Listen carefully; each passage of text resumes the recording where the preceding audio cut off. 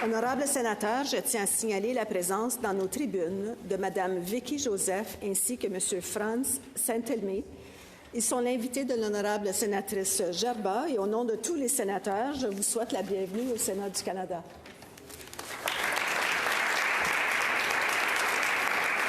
Sénatrice Gerba. Merci, Madame la Présidente.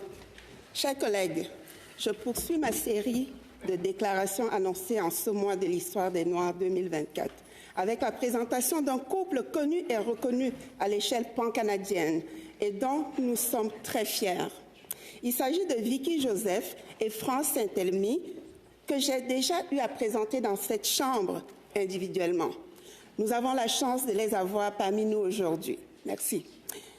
Liés depuis 2 décennies par la passion de l'entrepreneuriat et le désir de contribuer à l'épanouissement de leur communauté, le couple Vicky et Franz est surtout connu pour son initiative du plus grand incubateur innovateur à but non lucratif, soit le groupe 3737, qui œuvre depuis 2012 au renforcement des capacités des entrepreneurs issus de la diversité ethnoculturelle.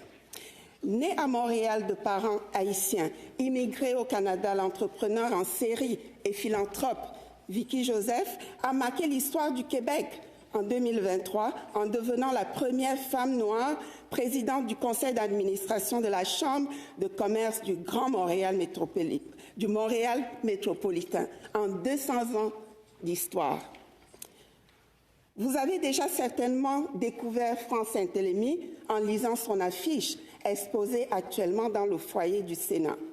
En effet, il fait partie de nos grands innovateurs canadiens noirs qui excellent internationalement dans le secteur technologique, en particulier dans le domaine des véhicules automobiles. Né en Haïti et arrivé à Montréal à l'âge de 8 ans, il est élevé dans le quartier populaire Saint-Michel par une mère monoparentale qui gagnait durement sa vie comme couturière. Premier chancelier noir de l'Université de Montréal, Franz Saint-Elmy se considère comme une statistique improbable. Il a vendu sa première start-up en 2015 à 350 millions de dollars US, alors qu'il sortait à peine de la Northeastern University.